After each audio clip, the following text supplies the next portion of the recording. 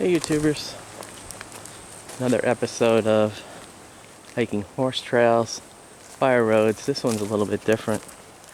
This is a power line road that walks along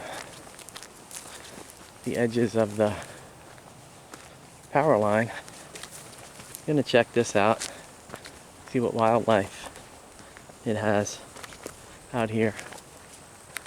One positive thing about power lines is they really do serve as wildlife corridors for the wildlife to move from place to place so that they're not caged in by roads and neighborhoods, and they're able to freely roam, which is important because even if you have a large area where animals can breed, they're going to end up inbreeding because they can't move from place to place.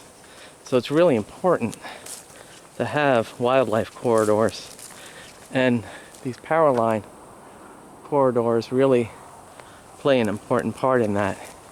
And also there's some great people and conservation groups that are trying to promote more wildlife corridors so that animals can safely move from one place to another. I mean, in Florida, a lot of bears and panthers get decimated by getting hit by cars and things like that. Look at this one power line. It's not really a power line, it's more of a, I guess it is, they're using wood on this, but several of the red-cockaded woodpeckers and other woodpeckers have made nests out of it. See the holes on it. But hot out, but it's nice. Trying to get out before the usual afternoon thunderstorms come.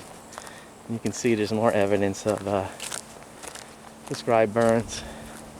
Got a little hill to go up, and it's nice. It's a different type of hike, you know. It's a large expanse of area, but it's kind of cool. I always like to find new and different things, you know, in the woods.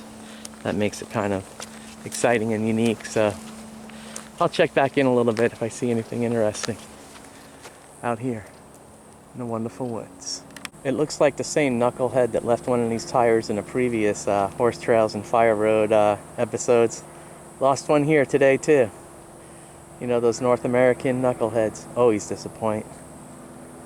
Well, I made it to the top of the hill. It was an arduous ascent to the top of the hill. But now I can look down at the vista. And it's a pretty vista, so that's all right with me. Nice and quiet out here. And there's actually a nice breeze. I think it's because there's forest on both sides here, so the wind kind of like channels into this power line corridor. So I've had a nice breeze the entire time walking this. You know, my buddy Campfire Steve, he's always saying that the power line corridor, can I speak much? The power line corridors are a big use to the Squatches as they move around the state. It's